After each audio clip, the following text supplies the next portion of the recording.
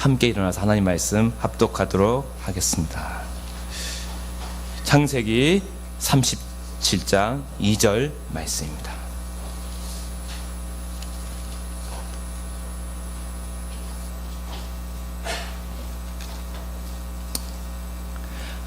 함께 하나님 말씀 받들어 읽도록 하겠습니다.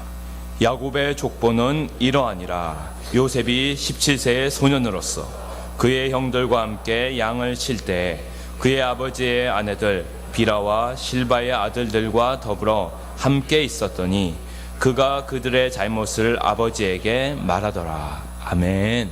자리에 착석해 주십시오. 성도의 일생이란 제목으로 하나님 말씀 선포가 있겠습니다.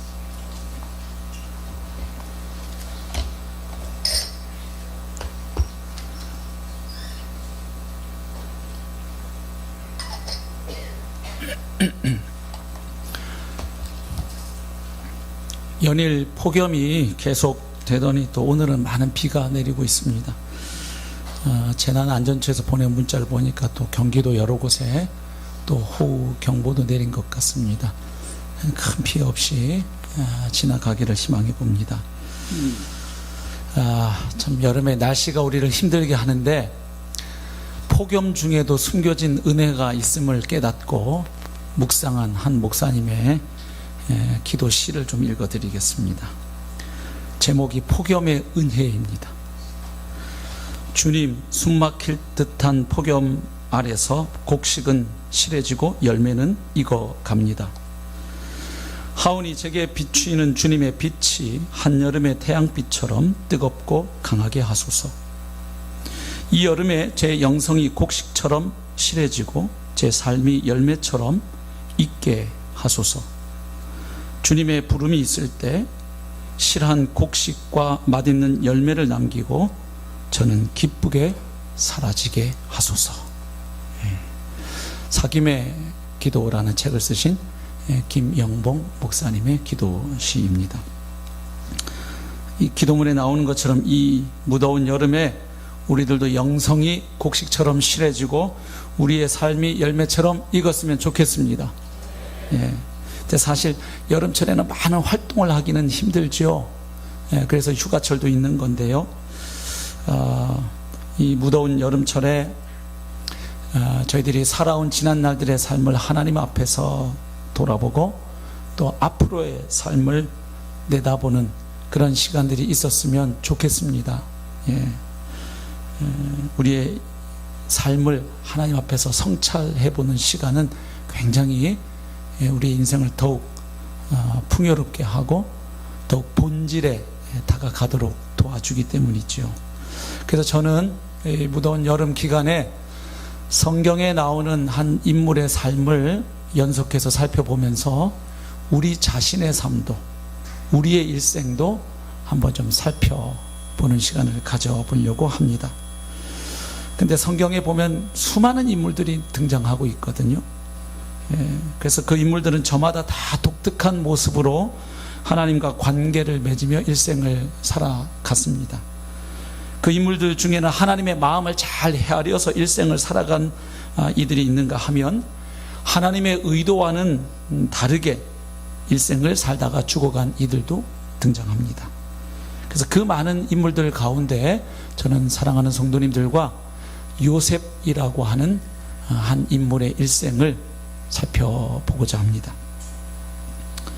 물론 우리의 관심사는 요셉의 위대함을 보고 배우려는 것이 아닙니다. 요셉이 관계하며 살아갔던 하나님이 어떤 분이신지를 보려고 합니다. 왜냐하면 성경은 무엇보다도 하나님을 우리에게 소개해주는 책이기 때문입니다. 그렇죠? 어떤 인물의 업적이나 또 일대기를 그린 위인전기가 아닙니다. 성경은 또 착하게 살아라 뭐 이렇게 살아라 무슨 윤리 도덕 교과서가 아닙니다. 성경은 하나님이 어떤 분이신지를 인생들에게 보여주는 책입니다.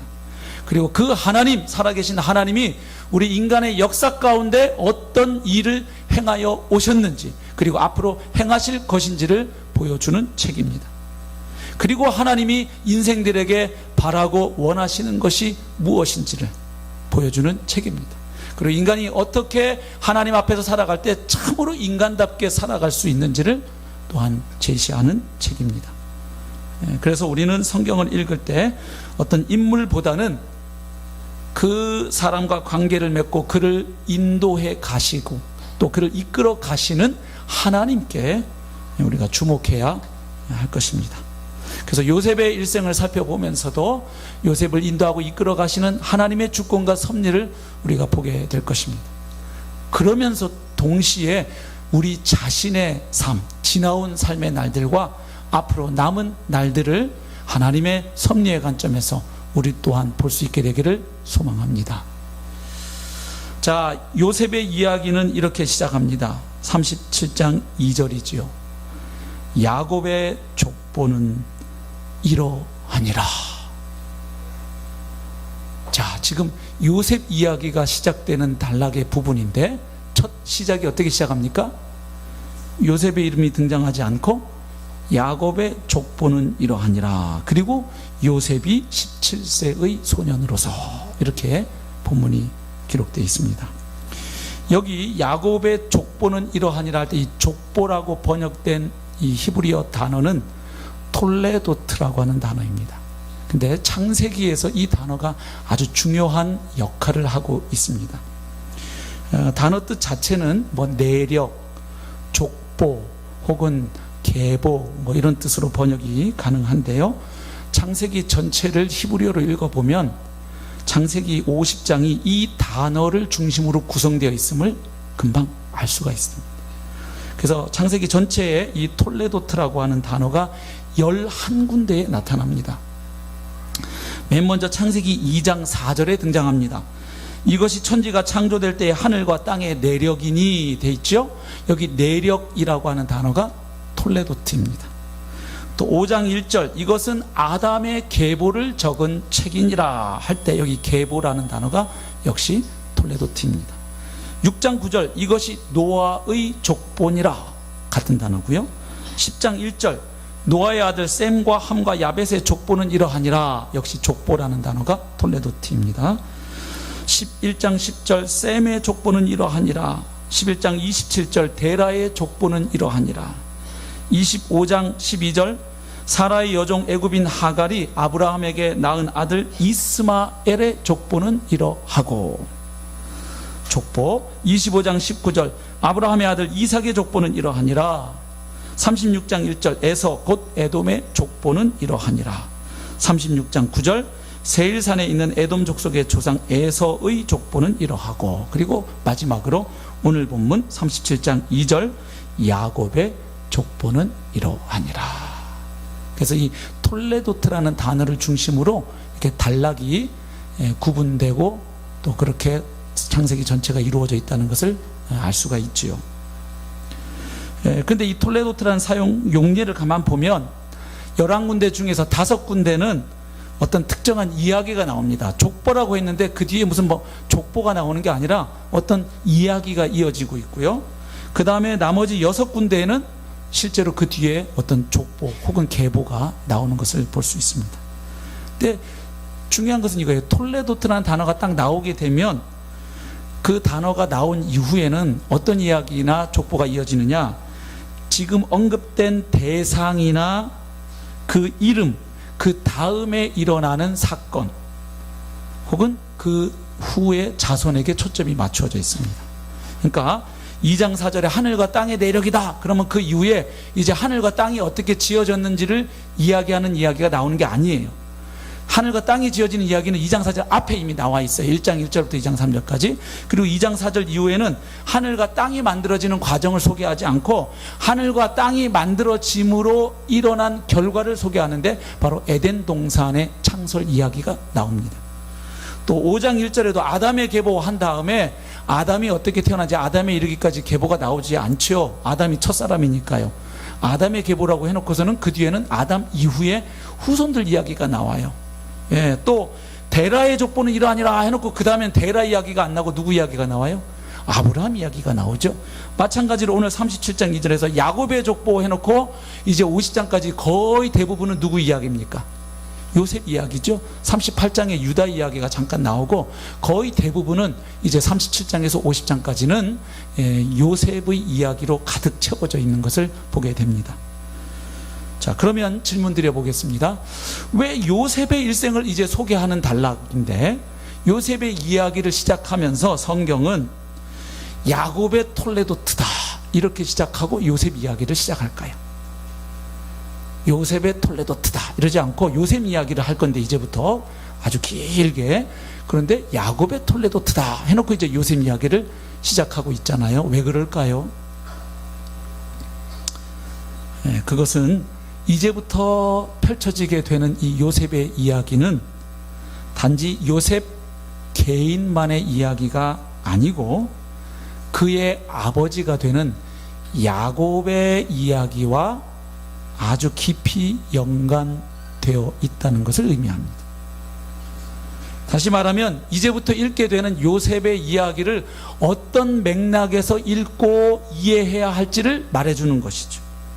즉 요셉의 일생을 그저 요셉 개인만 바라보지 말고 그 앞에 있었던 야곱 이야기의 맥락 가운데 요셉의 일생도 바라보라는 것이죠. 그것은 요셉의 일생이 단지 요셉 자신이 개인적인 꿈을 꾸고 그것을 성취한 그 생애가 아니었다는 것을 의미합니다. 흔히들 요셉 그러면 꿈쟁이, 꿈꾸는 자 이런 단어가 떠올라요. 요셉의 형들이 요셉을 놀리면서 했던 말이죠. 야, 꿈꾸는 자가 온다 뭐 이렇게 했잖아요. 그래서 요셉 그러면 먼저 떠오르는 이미지가 하나 있어요.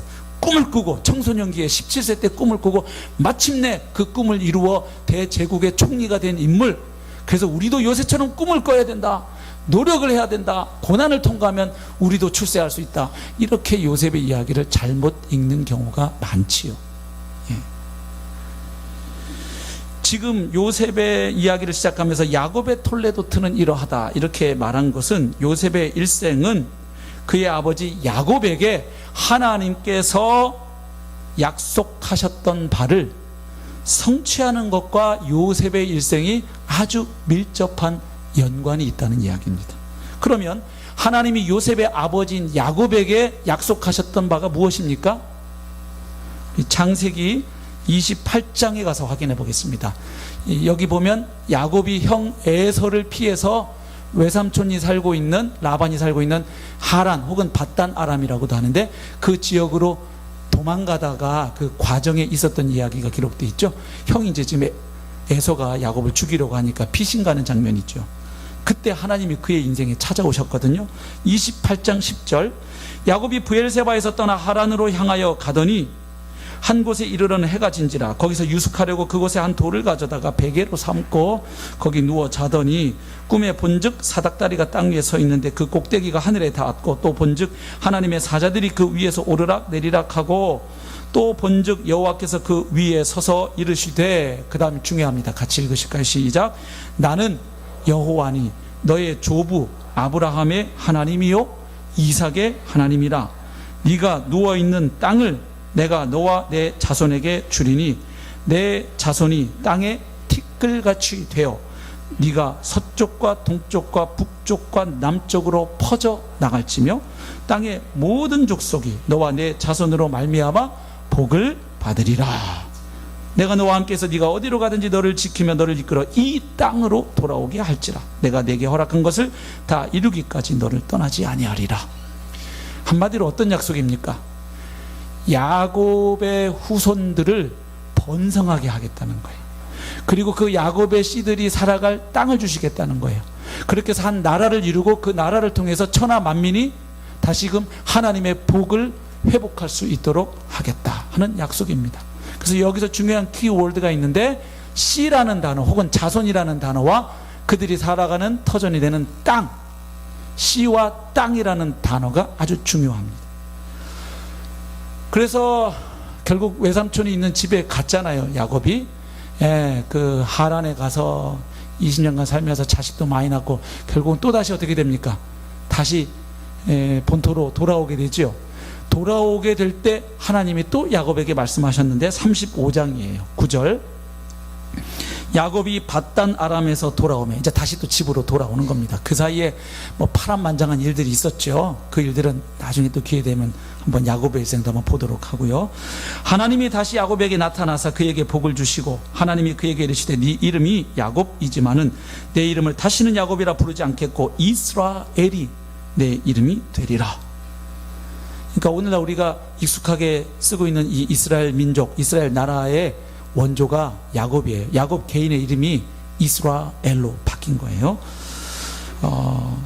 이스라엘이라 부르시고 하나님이 그에게 이르시되 나는 전능한 하나님이라 생육하며 번성하라.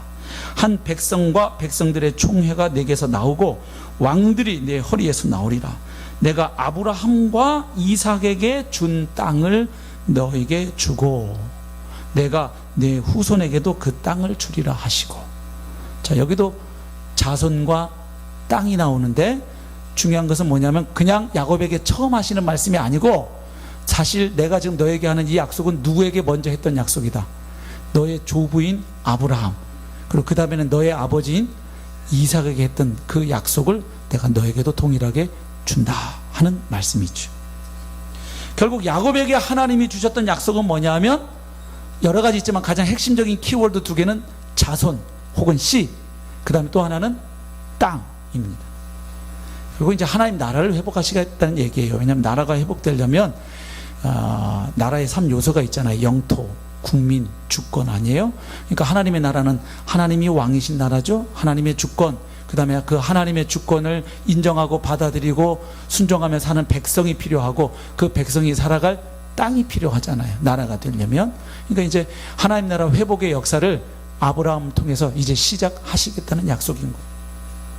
그래서 그 하나님이 아브라함에게 주셨던 약속이 야곱에게도 다시 반복되고 계승되었다는 것을 알 수 있죠. 그러면 요셉의 증조부인 아브라함에게는 하나님이 어떤 약속을 주셨습니까? 창세기 12장으로 가야죠. 모든 천하 만민들이 하나님을 향하여 대적하고 바벨탑을 쌓을 때 이제 하나님은 하나님 나라 회복의 역사, 구원의 역사를 펼치시기 위하여 한 사람 아브라함을 갈대아 우르에서 불러내심으로 하나님의 역사를 시작하시죠. 창세기 12장 1절 여호와께서 아브라함에게 이르시되 너는 너의 고향과 친척과 아버지의 집을 떠나라는 겁니다. 그 우상 숭배의 도성이었던 갈대아를 우르 지역을 떠나라는 겁니다. 왜요? 하나님이 아브라함에게 하실 일이 있다는 거죠. 내가 너로 큰 민족을 이루고 이스라엘을 가리킵니다. 내게 복을 주어 너의 이름을 창대하게 하리니 너는 복이 될지라. 너를 축복하는 자에게는 내가 복을 내리고 너를 저주하는 자에게는 내가 저주하리니 너 한 사람 그저 복주자고 내가 너를 뽑아낸 게 아니다. 너를 통해서 한 민족을 형성할 것이고 그 민족을 통해서 나는 천하 만민에게 다시금 나의 복을 회복하고자 한다. 나를 떠나간 그 모든 사람들 다시금 나에게로 돌아오게 하려고 한다. 그 계획을 말씀하셔요. 땅의 모든 족속이 너로 말미암아 복을 얻을 것이라 하신지라. 이때 아브라함이 하나님의 이 약속을 믿고 하란을 떠날 때 그의 나이가 75세였다고 4절에는 나와 있어요. 그리고 조금 시간 지난 후에 하나님은 또 비슷한 약속을 또 주십니다. 13장에 나와 있죠. 이때는 아브라함의 조카 롯이 아브라함을 떠나갔을 때입니다. 그 땅 문제로, 그렇죠? 떠나갔을 때입니다. 롯이 아브라함을 떠난 후에 여호와께서 아브라함에게 이르시되 너는 눈을 들어 너 있는 곳에서 북쪽과 남쪽 그리고 동쪽과 서쪽을 바라보라. 보이는 땅이 또 나옵니다. 내가 너와 내 자손에게 주리니 영원히 이르리라. 내가 너의 자손이 땅의 티끌 같게 하리니 사람이 땅의 티끌을 능히 셀 수 있을진데 내 자손도 세리라. 셀 수 없을 만큼 많아지게 하리라 하는 약속이죠. 너는 일어나 그 땅을 종과 횡으로 두루 다녀보라. 내가 그것을 너에게 주리라. 자, 이렇게 아브라함에게 하나님이 씨와 자손과 땅을 약속하셨잖아요. 그리고 그 이후에는 아브라함과 정식으로 이제 언약을 체결합니다. 그냥 이렇게 약속하신 내용으로 끝나지 않고 그 약속하신 것을 반드시 이루겠다는 서약을 하세요. 그래서 이 언약이란 말은 두 인격 당사자 간의 어떤 이제 공식적인 관계를 법적으로 맺는데 고대 시대에는 다 그 약속을 피로 맺었습니다. 그 약속을 맺을 때 반드시 피가 흘려졌어요. 그래서 피로 맺은 약정을 가리켜서 언약이라고 합니다. 그래서 그 하나님과 아브라함 사이 정식 언약이 체결되는 장면이 창세기 15장과 17장에 나옵니다. 그 언약에 대한 자세한 내용은 다음 기회에 살펴볼 건데, 그 15장에서는 하나님 쪽에서 아브라함에게 약속하시는 내용이에요. 그런가 하면 한쪽만 약속하면 안 되죠. 17장에서는 아브라함이 할례에 순종함으로 그 하나님의 약속에 참여하는 15장과 17장 이 두 곳에 역시 하나님과 아브라함 사이의 정식 족장 언약이 체결되는 장면이 기록되어 있는데, 그 언약이 체결될 때에도 하나님은 역시나 자손과 땅에 대한 이야기를 또 하십니다. 그 언약의 자세한 내용은 다음에 살펴보고요. 이때도 하나님이 하셨던 약속이 같다는 것을 좀 확인해 보겠습니다. 15장 5절을 보십시오. 여기 이제 횃불 언약이 나오는데 하나님 쪽에서 아브라함에게 목숨을 걸고 서약하시는 내용인데, 그때 하나님 하신 말씀 중에 5절, 그를 이끌고 밖으로 나가 이르시되 하늘을 우러러 뭇 별을 셀 수 있나 보라. 이 구절을 청소년분은 몽골에서 시험하시기 바랍니다. 저도 그 울란바타르에서는 잘 안 보이더라고요. 수도니까. 근데 저 징기스칸의 고향 hen티로 차 타고 한 8시간 갔는데 거기는 해발 한 1400m 돼요. 근데 거기서 밤에 보다가 진짜 정말 놀랐어요. 막 그냥 제 머리 위로 막 별들이 막 쏟아지려고 하더라고요. 처음 봤어요. 예. 좋네요. 부러워요, 청소년들. 많이 보고 와요. 이 말씀 많이 생각하세요. 우리 아까 정 목사님 얘기했잖아요. 하늘을 우러러 뭇 별을 셀 수 있나 보라. 예. 우리 서울에서는 잘 안 보이죠. 보인다고 해도 저 별은 나의 별, 저 별은 너의 별, 이게 가능한데 몽골 가서는 그게 안 돼요. 그냥 쏟아지니까. 예. 그래서 지금 하나님 말씀하시는 거예요. 다 보여주면서 너 저거 한번 세봐. 못 세겠지? 이렇게 말씀하시는 거예요. 그러면서 뭐라고 하셔요? 또 그 얘기를 하시는데 내 자손이 이와 같으리라. 자손 이야기 하시죠. 그 다음에 7절, 또 그에게 이르시되 나는 이 땅을 너에게 주어 소유를 삼게 하려고 너를 갈대아 인의 우르에서 이끌어낸 여호와니라. 그리고 나서 15장 18절에서 21절까지는 그 땅의 경계를 구체적으로 설명합니다. 오늘 파송식을 해서 제가 이 구절을 읽지 않겠습니다. 시간을 좀 줄이겠습니다. 그 구체적으로 어느 지역인지를 하나님이 탁 찍어서 말씀을 해주십니다. 어쨌든 땅 이야기를 하시고요. 17장에 이제 아브라함이 또 할례에 순종함으로 하나님의 언약에 참여하는 내용인데, 그때도 하나님이 하신 말씀이 있습니다. 4절부터 봅니다. 보라, 내 언약이 너와 함께 있으니 너는 여러 민족의 아버지가 될지라. 이제 후로는 내 이름을 아브라함이라 하지 아니하고, 아브라함은 존귀한 자의 아버지, 유명한 자의 아버지, 뭐 그런 뜻이거든요. 근데 하나님 이름을 바꾸세요. 아브라함이라 하리니 하면 많은 사람들의 아버지, 이런 뜻이 돼요. 내가 너를 여러 민족의 아버지가 되게 합니다. 내가 너를 심히 번성하게 하리니 내가 내게서 민족들이 나게 하며 왕들이 내게로부터 나오리라. 내가 내 언약을 나와 너 및 대대 후손 사이에 세워서, 그러니까 아브라함과 맺은 언약은 하나님의 아브라함 개인과만 맺으신 게 아니에요. 그래서 이삭, 야곱, 요셉 다 이 언약과 관계가 있는 거예요. 예? 대대 후손 사이에 세워서 영원한 언약을 삼고 너와 내 후손의 하나님이 되리라. 이제 언약을 정식으로 체결했으니까 하나님과 이 이스라엘 사람들, 아브라함의 씨들과의 관계가 규정되죠. 하나님은 그들의 하나님이 되시고 또 하나님과 언약을 맺은 그들은 하나님의 언약 백성이 되는 겁니다. 이 관계가 이제 정식으로 성립하는 거예요. 8절, 내가 너와 내 후손에게 네가 거류하는 이 땅 곧 가나안 온 땅을 주어서 영원한 기업이 되게 하고 나는 그들의 하나님이 되리라. 네. 자, 결국 하나님이 아브라함에게 약속하셨던 바가 뭐냐면 자손과 땅에 대한 약속, 그로 인해서 복의 통로가 되게 하겠다는 약속입니다. 그리고 그 후에 세월이 흘러서 하나님이 기적적인 방법으로 주셨던 이삭을 바치라는 시험을 주시죠.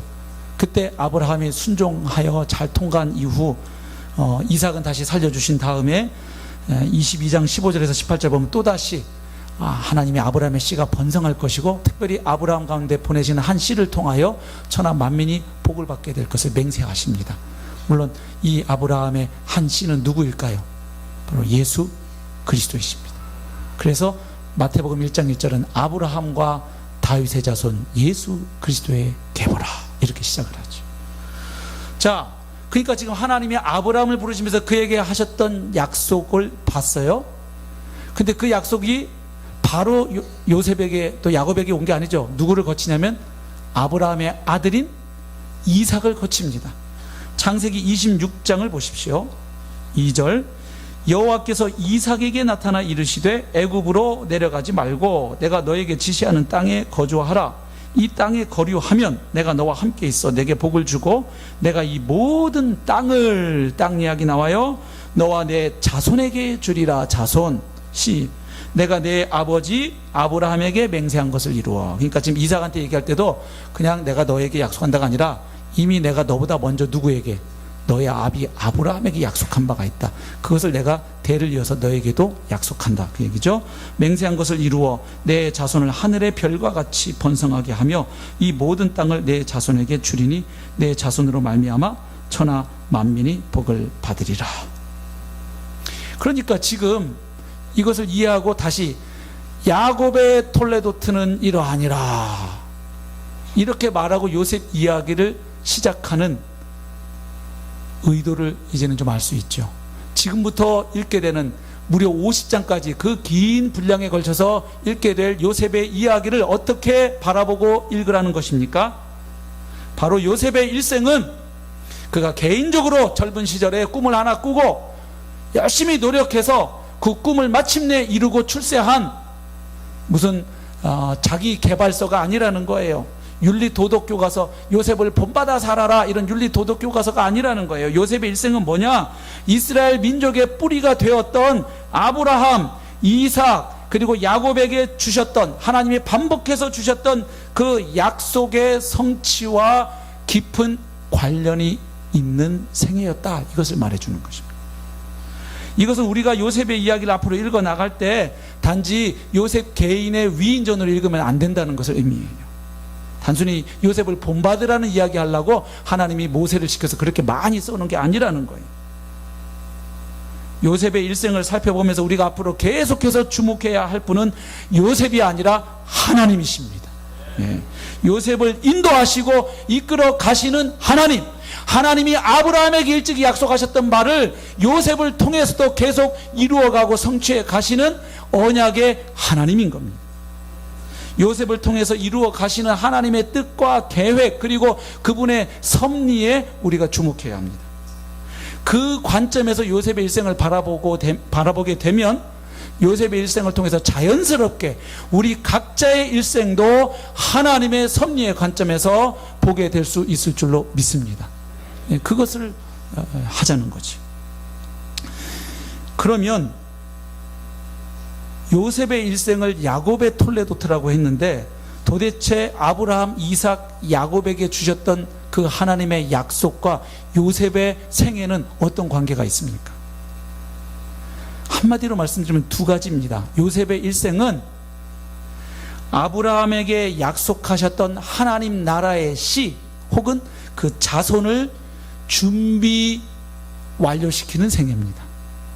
또 한 가지는 하나님이 아브라함에게 약속하셨던 그 땅을 기대하고 준비하게 하는 삶이 요셉의 생애였습니다.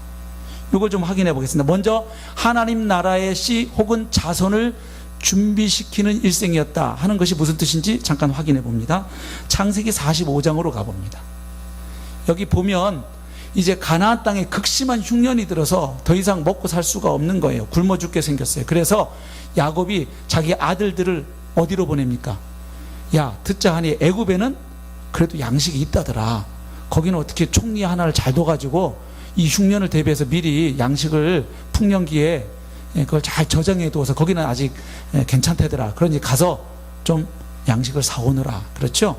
그래서 그 양식을 사러 이제 왔다 갔다 하게 되잖아요. 근데 처음에는 요셉이 형들에게 자기 신분을 밝히지 않죠. 그러다가 마침내 창세기 45장 5절 가면 이제 요셉이 밝혀요, 자기를. 근데 그때 요셉이 한 이야기를 한번 보겠습니다. 45장 5절.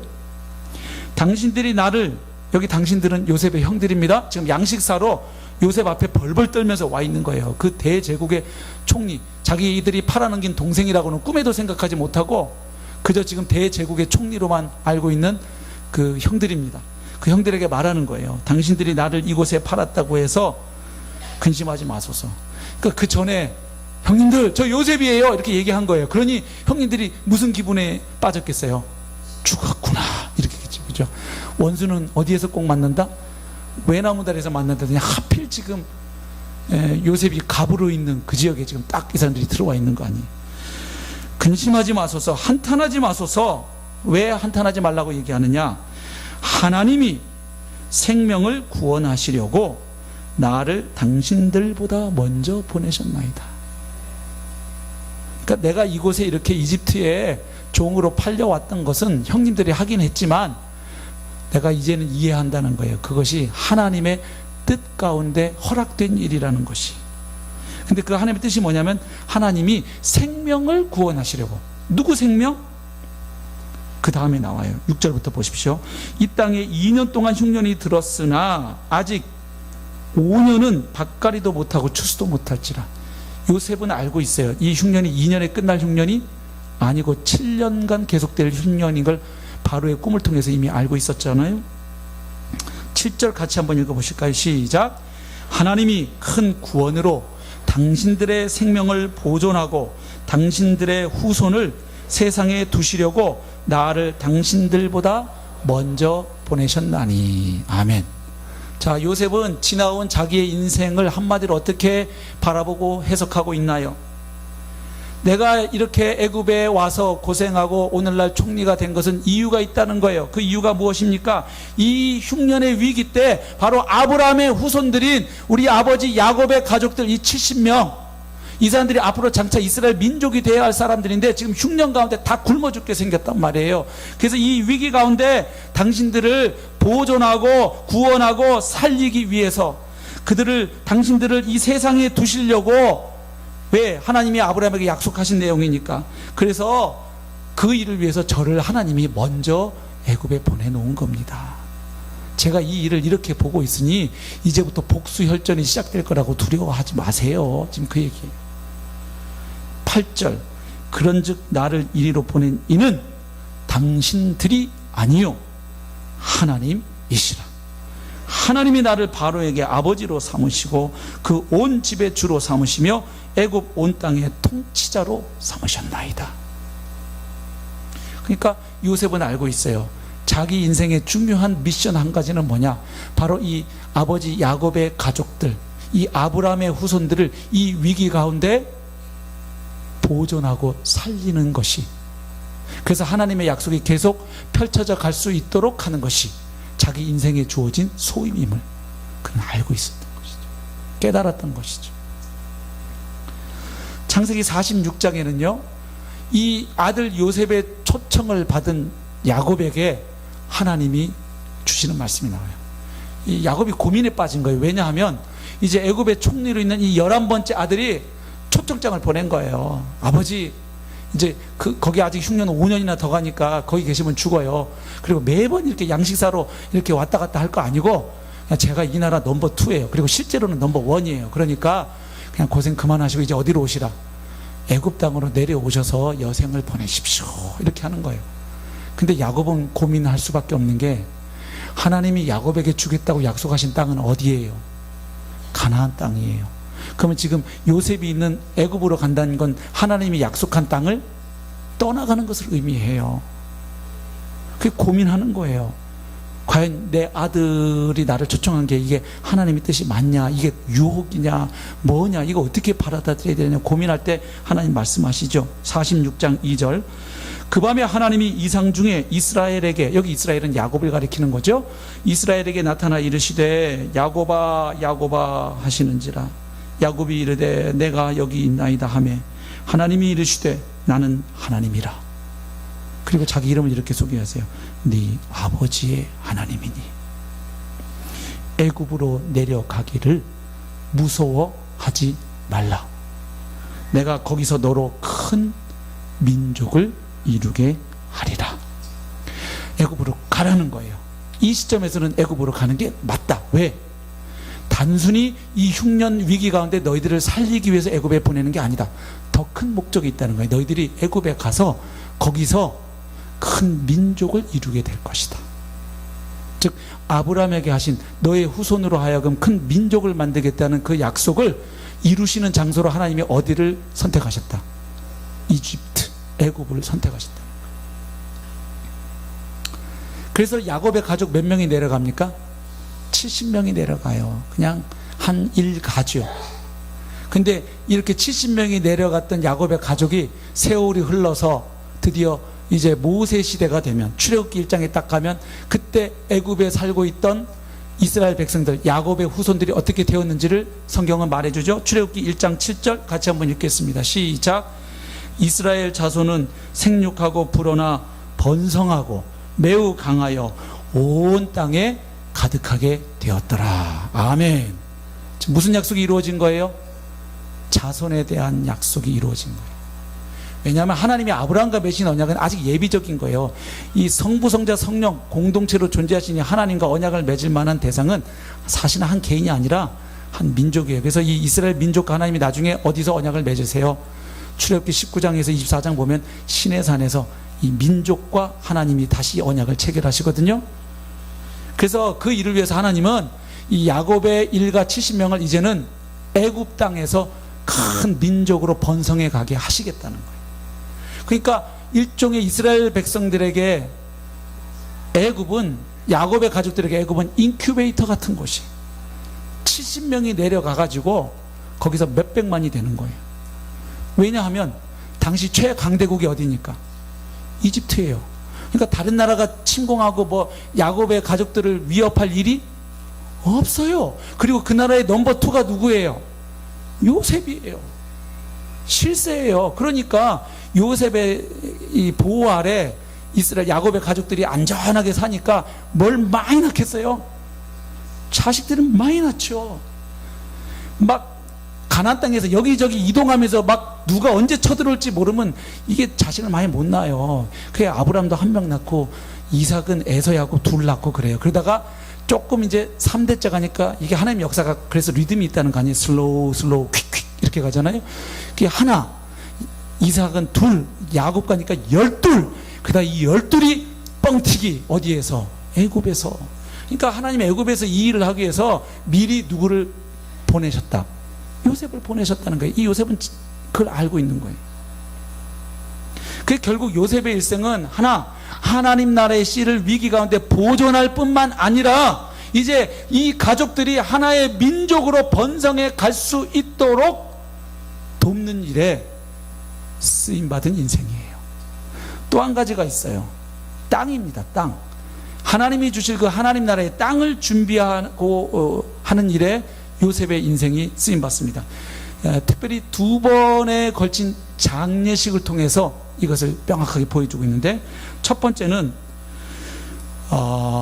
요셉의 아버지인 족장 야곱이 애굽 땅에서 죽죠. 17년을 살고 죽어요. 요셉이 17년 동안 아버지 야곱이랑 살다가 헤어지죠. 17세 때 절로 팔려가잖아요. 17년간 아버지랑 살다가 헤어졌는데 공교롭게 야곱은 요셉이 총리로 있는 애굽에 내려가서 또 몇 년을 살고 죽냐면 17년을 살고 죽어요. 뭔가 또 그림 보이죠? 예. 자, 그런데 야곱이 죽을 때 그의 시신을 어디에다가 안장하느냐 하면 애굽 땅이 아니죠. 그의 아버지 이삭과 할아버지 아브라함, 그죠? 또 할머니 사라가 묻혀있는 가나안 땅 막벨라 굴에 안치를 해요. 그건 누가 명해서 된 일이냐면 아버지 야곱이 죽을 때가 가까운 것을 알고 요셉에게 특별히 명령을 하죠. 그 다 읽을 수는 없고요. 49장 33절을 한번 보겠습니다. 야곱이 아들에게 명하기를 마치고 그 발을 침상에 모으고 숨을 거두니 그의 백성에게로 돌아갔더라. 그리고 50장 1절부터 3절까지 뭐 쭉 그 시신 어떻게 처리하고 곡하는 기간 뭐 지내는 이야기 나오고요. 4절 가봅니다. 곡하는 기간이 지나며 요셉이 바로의 궁에 말하여 이르되 내가 너희에게 은혜를 입었으면 원하건대 바로의 귀에 이르기를 전해달라는 거예요. 우리 아버지가 야곱이 나로 맹세하게 하였다는 거예요. 뭘? 내가 죽거든, 즉 야곱이 죽거든 가나안 땅에 내가 파놓은 묘실에 나를 장사하라 하였나니 나로 올라가서 아버지를 장사하게 하소서. 내가 다시 오리이다. 그러니까 이제 총리가 아버지 장례를 위해서 잠깐 나라를 비워야 되겠다고 지금 승인 요청하는 거예요, 왕한테. 내가 우리 아버지 장례를 해야 되는데 아버지가 애굽에 묻지 말고 꼭 저 준비해 놓은 묘실이 저 가나안 땅 막벨라 굴 거기에 있다고 해서 나를 맹세하게 했다. 거기다가 꼭 묻어달라고. 그래서 제가 좀 갔다 와야 되겠습니다. 왕이시여 허락해 주십시오. 뭐 이런 거예요. 8절, 바로는 요셉의 말이라면 껍벅 죽잖아요. 그죠? 그 나라를 위기 가운데 구해준 아주 불세출의 영웅인데, 그죠? 구세주인데, 바로가 이르되 그가 내게 시킨 맹세대로 올라가서 네 아버지를 장사하라 허락합니다. 7절, 요셉이 자기 아버지를 장사하러 올라가니 바로의 모든 신하와 바로 궁의 원로들과 애굽 땅의 모든 원로와 요셉의 온 집과 그의 형제들과 그의 아버지의 집이 그와 함께 올라가고, 엄청난 장례 행렬입니다. 9절, 병거와 기병이 요셉을 따라 올라가니 그때가 심히 컸더라. 국무총리 움직이는데 당연히 경호부대 붙어야죠. 10절, 그들이 요단강 건너편 아닷 타작마당에 이르러 거기서 크게 울고 애통하며 요셉이 아버지를 위하여 7일 동안 애곡하였더니 그 땅 거민 가나안 백성들이 아닷 마당의 애통을 보고 이르되 이는 애굽 사람의 큰 애통이라 하였으므로 그 땅 이름을 아벨 미츠라임이라 하였으니 곧 요단강 건너편이더라. 지금 아버지의 시신을 애굽이 아닌 가나안 땅 막벨라 굴까지 운구해가지고 매장을 합니다. 왜 그렇게 했을까요? 지금 이 가나안 땅 막벨라 굴은 누가 구입해둔 땅입니까? 아브라함이. 하나님이 이 땅 줄게 했는데 아직 아브라함은 땅 한 평도 못 받았을 때입니다. 그렇죠? 가나안 온 땅을 주겠다 그랬는데 뭘 다 받아요. 결국 아브라함이 얻고 간 땅은 자기 아내 묻은 땅하고 자기 죽여서 묻힐 땅 그만큼 구해놓고 사실 갔어요, 아브라함은. 예. 근데 그때 해족 속에게 이 땅을 살려고 하니까 어떻게 해요? 그냥 우리 사이에 뭘 거래입니까? 가져가세요 하는데도 아브라함이 어떻게 합니까? 아니다, 내가 반드시 중가를 지불하고 내가 사겠다. 아브라함은 믿음을 쓰는 거죠. 이 땅이 반드시 세월이 흘러서, 지금 당장 안 주시는 이유는 아브라함은 알고 있어요. 왜? 하나님이 창세기 15장에서 하나님이 아브라함에게 이 땅을 주는데 아직은 아니다. 왜? 아모리인의 죄악이 아직 관영하지 않았다. 아직 이 가나안 땅을 살고 있는 이 족속들의 죄악이 내가 아직까지는 참을 만해. 근데 더 세월이 흘러서 이게 꽉 차면, 내가 더 이상 못 참으면 이 가나안 땅에 사는 사람들 내가 다 심판하고 되고 이 사람들 방 빼게 하고 그리고 이 땅을 니네에게 주겠다. 이렇게 약속하시는 거예요. 그래서 한 400년 기다려야 되는 거를 야곱은 알아요. 아브라함은.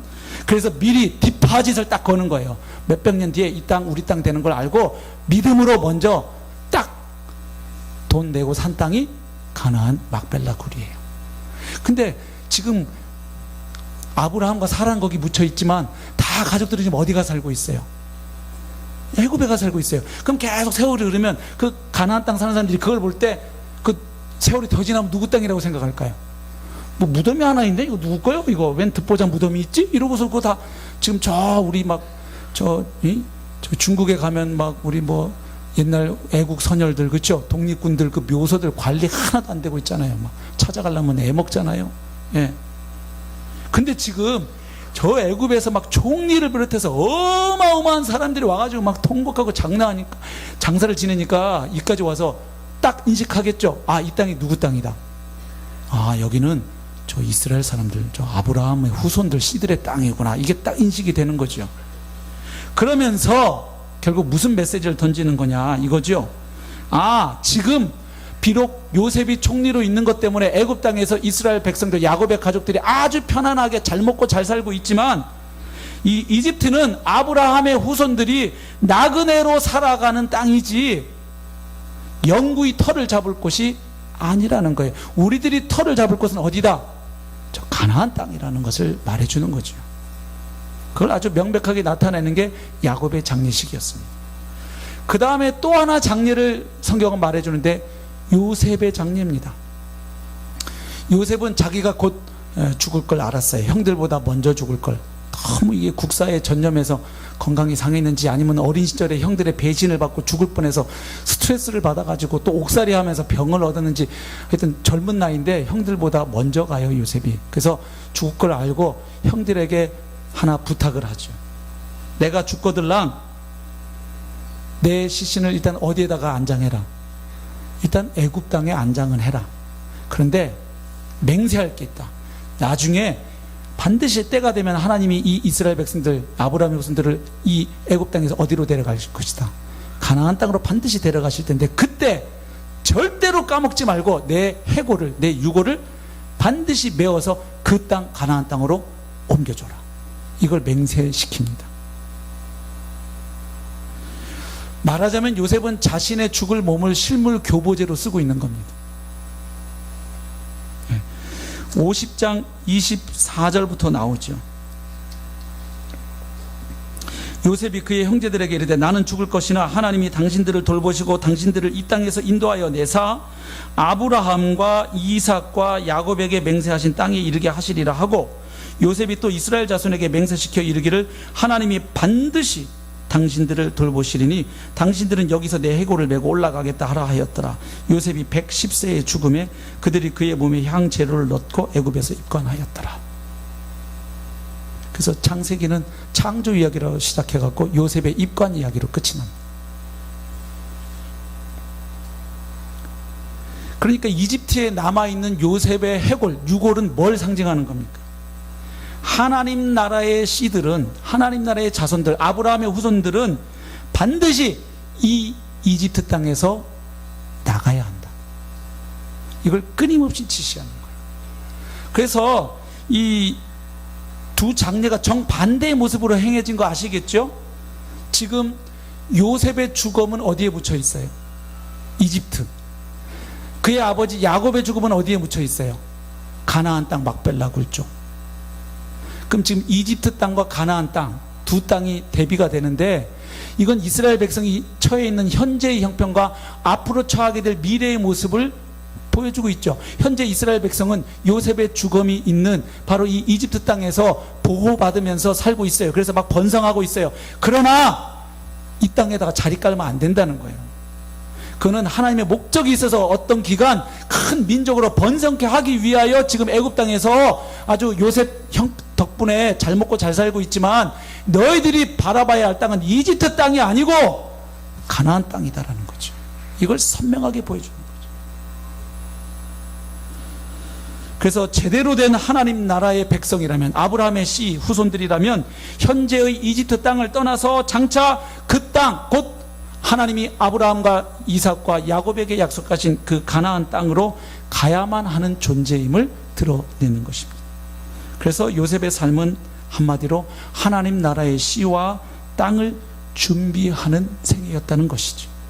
그래서 요셉의 일생을 이야기하면서 야곱의 톨레도트다, 즉 야곱의 가족 70명을 하나의 민족으로 번성케 하셔서 후손에 대한 약속을 이루시고, 그리고 이제 그 후손에 대한 땅을 주시기 위해 모세를 통해 또 그 다음 하나님의 역사를 이어가시는데, 이런 하나님의 큰 구속사의 흐름 가운데 요셉의 일생을 봐야 된다. 그저 요셉이라는 한 인물이 그냥 꿈을 젊은 시절 꾸고 열심히 노력해서 꿈 이룬 이야기가 아니다, 이 얘기예요. 하나님이 펼쳐가시는 그 놀라운 하나님 나라 회복의 역사의 관점, 그리고 하나님의 섭리의 관점에서 요셉의 생애를 읽어나갈 것을 말해주는 겁니다. 그렇다면 우리에게도 요셉의 이야기를 읽어나가면서 우리도 뭘 적용해야 되겠어요? 요셉의 일생을 이제 우여곡절을 보겠죠. 감옥에도 가는 이야기도 봐야 되고, 형들의 배신으로 팔려가는 것도 봐야 되고, 노예 생활하는 거, 유혹받는 장면, 이제 그 요셉의 생애 대서사시를 우리 이 더운 여름 동안 쭉 보면서 요셉 연구하려는 게 아니고, 요셉의 일생을 쭉 읽어가면서 요셉을 이끌어 가시는 하나님의 손길을 우리가 선명하게 보고, 그걸 통해서 누굴 또 보자는 이야기입니까? 바로 나의 이야기를 하나님의 섭리의 관점에서 볼 수 있는 눈이 이 여름에 열리기를 축복합니다. 그러니까 결국 성도는 이렇게 살아가는 거예요. 나의 이야기에 하나님을 끌어들이는 게 아닙니다.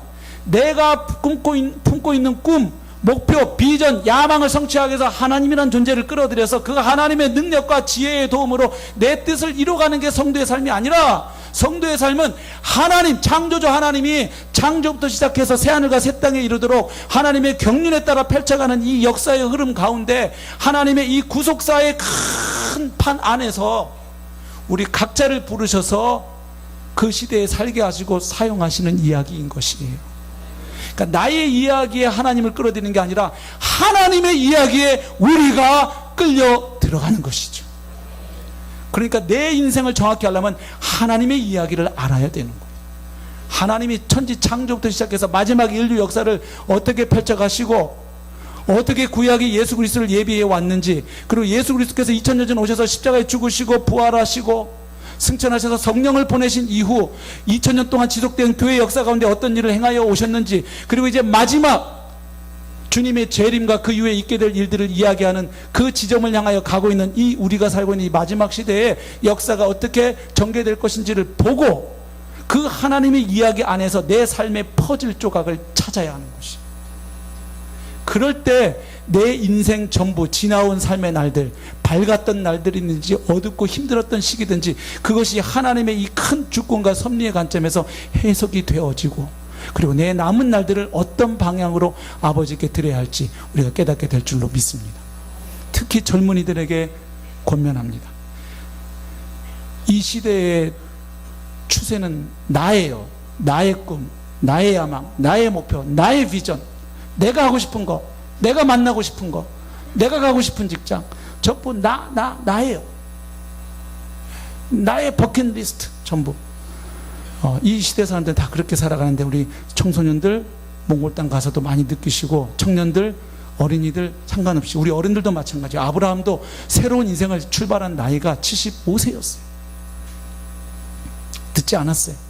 우리 중에 누구도 저는 남은 생에 하나님의 뜻 가운데 살아갈 날이 없어요 라고 말할 수 있는 분은 한 분도 없어요.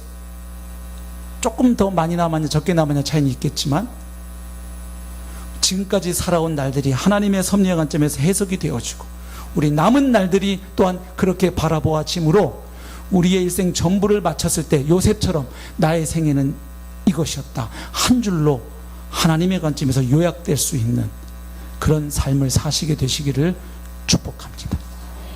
앞으로 계속 요셉의 이야기를 통해서 우리 각자의 이야기가 하나님의 이 구속사 안에서 어떻게 펼쳐져 가고 있는지, 왜 그래서 우리를 이 시대에 살게 하시고, 왜 우리를 강서침례교회에 불러 모으셨고, 왜 나를 이 가정에 태어나게 하셨고, 나를 왜 이 목장에 보내셨는지, 이러한 삶에 풀리지 않는 의문들이 하나님의 관점에서 점차 드러나게 되고 해석되기를 소망합니다.